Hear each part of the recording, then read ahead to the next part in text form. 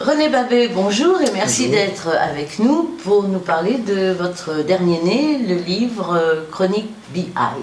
Alors je laisse la parole à Hubert qui va nous dire. Oui, BI, qu'est-ce que ça veut dire exactement? Behind Business Intelligence? Oui, business intelligence ou informatique décisionnelle. Donc c'est la mise en place dans les entreprises d'une solution de type tableau de bord pour dirigeants. C'est un peu les premiers concepts des années 80. Ensuite, la notion de BI a évolué dans les années 90 et 2000. C'est devenu le système décisionnel de toutes les entreprises, quelle que soit la taille de l'entreprise.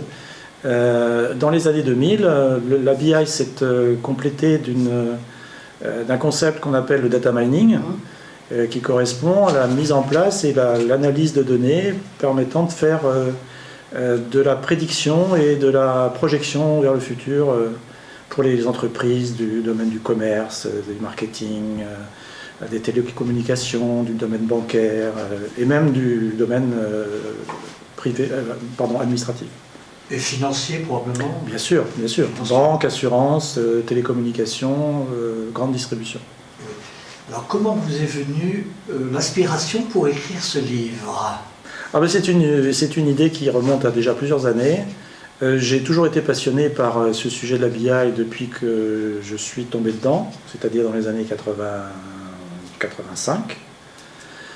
J'ai très tôt été connecté à la région Bretagne et surtout à Vannes, et ça revient aux années 94.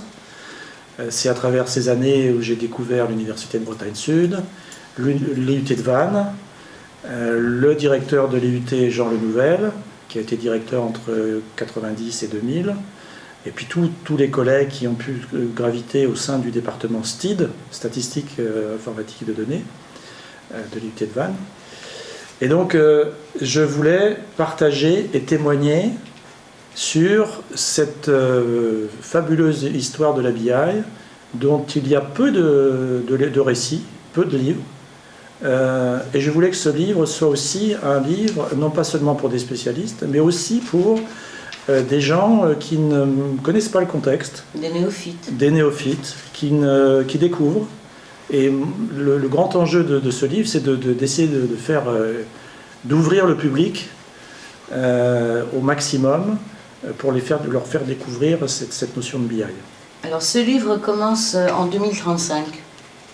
Oui. Et puis Eh bien, l'histoire... C'est l'histoire. On se projette dans le temps, c'est clair. L'histoire démarre barre de l'océan sur le port de Vannes en 2035. Alan prend le déjeuner avec son grand-père. Et Alan veut à tout prix que son grand-père lui raconte l'histoire de sa vie en professionnel et surtout de la BI. Et donc ça va être l'occasion de discussions à bâton rompu avec son grand-père sur plusieurs semaines, sur plusieurs mois, pour qu'il puisse avoir l'histoire complète entre les années 1980, jusqu'en 2035, en passant par 4 saisons bien distinctes, chacune ayant un caractère particulier. Alan et René, c'est la même personne? Alors Alan, c'est le petit-fils, le grand-père, c'est le grand-père. D'accord. Oui, oui. Nous gardons le mystère. Bien. Donc si j'ai bien compris, le livre est partagé en découpé. Il est découpé en 4 saisons. 4 saisons. 4 saisons qui correspondent effectivement à la progression peut-être du BI ou... Alors c'est à la fois une progression correspondant à l'histoire de la BI, mais aussi la progression du personnage principal, le grand-père. Parce qu'en fait, il est lui-même, dans les années 80-90, il va découvrir le contexte. Il tombe un peu dedans, par hasard. Vous verrez les premiers chapitres qui racontent son premier entretien professionnel. Il répond à une annonce du Figaro. Cette annonce du Figaro ne parle pas de BI. Et en fait, c'est par une grande chance qu'il va démarrer son activité dans un contexte déjà identifié BI dans les années 80. Et puis ensuite, alors, il fait partie des consultants qui ont profité des pionniers de l'époque. D'ailleurs, tout au long du livre, il est raconté l'histoire de ces pionniers. Il est fait un peu une synthèse des grandes sociétés françaises qui ont travaillé sur le domaine, avec les grands directeurs, les grands dirigeants de ces sociétés. Et en fait, le grand-père essaye de reconstituer avec son petit-fils l'histoire de ces différents dirigeants et l'évolution, bien sûr, tout au long des années. Y a-t-il une personne à nommer, quelqu'un qui est assez connu, qui est un peu à l'origine du BI? Une référence? Oui. Alors, le concept de BI vient des États-Unis, Oui. puisque c'est un acronyme Bien anglais. sûr.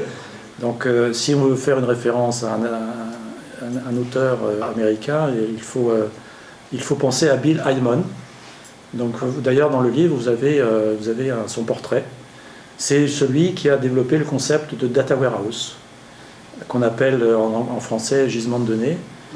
C'est lui qui a donc réfléchi à la construction, démarche et mise en place de solutions de type data warehouse, qui sont en fait le cœur même de la notion de business intelligence au sein des entreprises.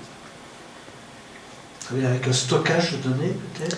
Alors, quand on parle de data warehouse, on parle d'extraction de données de production, ensuite d'enrichissement de ces données de production, de mise en place de ces données de production enrichies dans un gisement de données qu'on appelle data warehouse, et ensuite diffusion des informations à travers les tableaux de bord ou des outils de type cube multidimensionnel adressés aux dirigeants des entreprises.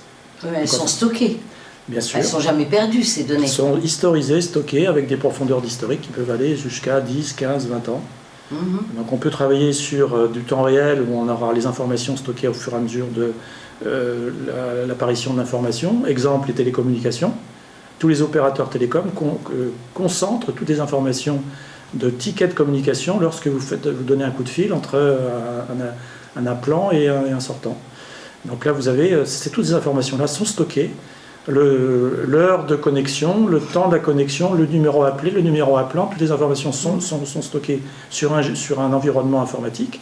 Et à partir de cela, on est capable de faire une analyse de comportement client et jusqu'à faire de la prédiction de comportement client lorsqu'on veut savoir si le contrat doit être revu, complété, enrichi avec son client.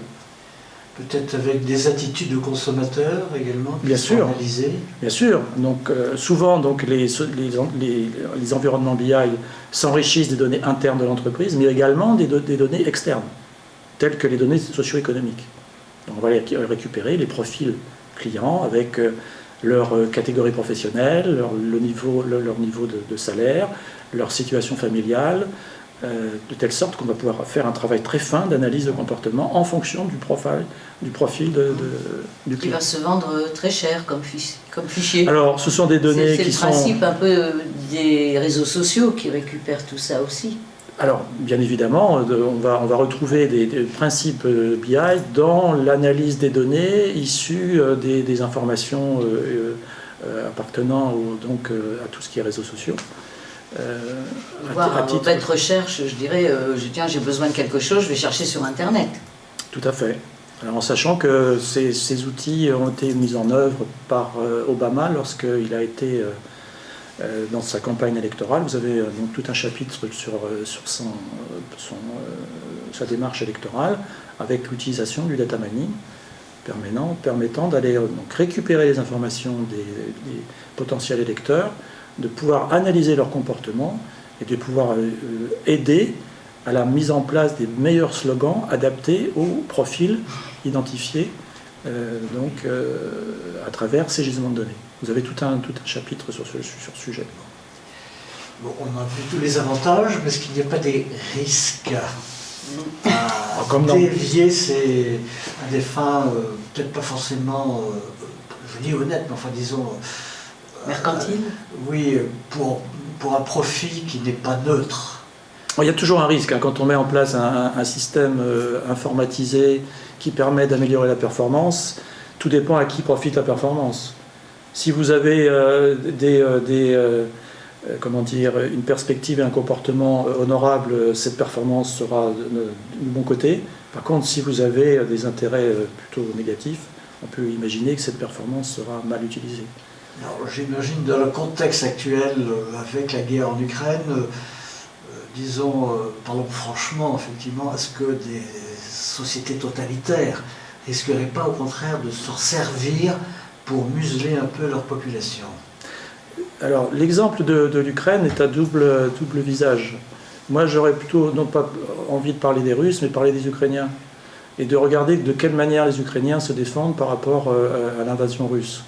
Un exemple a été donné ce matin. La colonne des 60 km de chars et camions russes ont été arrêtés par 18 combattants ukrainiens à travers des drones qui étaient enrichis par des informations satellisées qui émanaient des services américains et des services occidentaux. Donc vous avez une colonne de 60 km de chars arrêtés par 18 personnes. Donc là on voit un peu l'usage fait de l'information. Alors cette information doit être en temps réel, cette information doit être agrégée au même endroit, doit être disponible, doit être analysable au plus vite. Et donc en fait c'est un exemple des potentiels qui correspondent assez bien à ce qu'on a pu faire à travers la BI depuis les années 80 auprès de toutes les entreprises qui se sont dotées de ce genre de solutions. Y a-t-il moyen d'empêcher un État, je reprends l'idée d'Uber, un État totalitaire peut-il bloquer un autre pays de cet accès, de l'accès à partir, bon je dirais pas simplement d'Internet, mais l'accès de toute cette intelligence artificielle? Est-ce qu'il y a moyen, à un moment donné, de dire, tiens, finalement, on peut isoler tel ou tel endroit? Très difficile à mon sens. Alors, je ne suis pas spécialiste des services secrets, des services... Non, mais à partir du moment... Mais je pense que c'est très difficile de pouvoir bloquer. On a eu des exemples très frappants de hackers qui ont pu pénétrer dans des systèmes d'entreprises qui semblaient être super protégés. Je pense qu'il faut être très vigilant. Ça appelle à la notion de cybersécurité. Alors on a une grande chance à Vannes, c'est qu'on a une filière de formation à l'NCBS qui donc va être spécialisée dans la cybersécurité. On a d'ailleurs dans le livre, il est évoqué les projets de 2024. Vous aurez l'occasion à la lecture du livre de découvrir ce qui va se passer en 2024, justement autour de la cybersécurité et autour de la data, au sein de l'agglomération de Vannes. Oui. Mais je vous laisse le plaisir de découvrir. Oui. Sur un plan philosophique, est-ce une avancée ou est-ce un danger? Moi, je suis de nature optimiste, donc je pense que c'est une avancée. D'accord. Pas de blocage. Non. Revenons-en au livre, donc ça fait pas loin de 60 ans d'histoire, et qui se déroule dans le monde. L'histoire est fatalement mondiale de la BI. Comment avez-vous, non pas eu l'idée, parce que ça c'est très clair, mais l'idée de l'articuler comme ça? Je voulais faire œuvre de témoignage.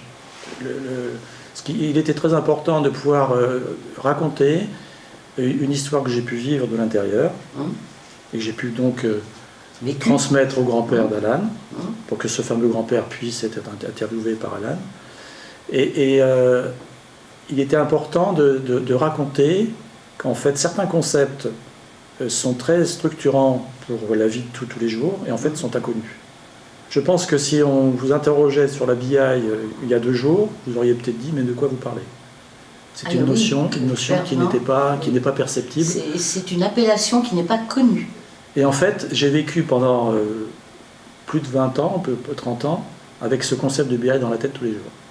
D'accord. Et j'ai partagé cette notion de BI avec des consultants spécialisés, plus ou moins spécialisés, des entreprises, toutes les fonctions d'entreprise, marketing, finance, commercial, informatique, que ce soit de niveau dirigeant, du niveau opérationnel.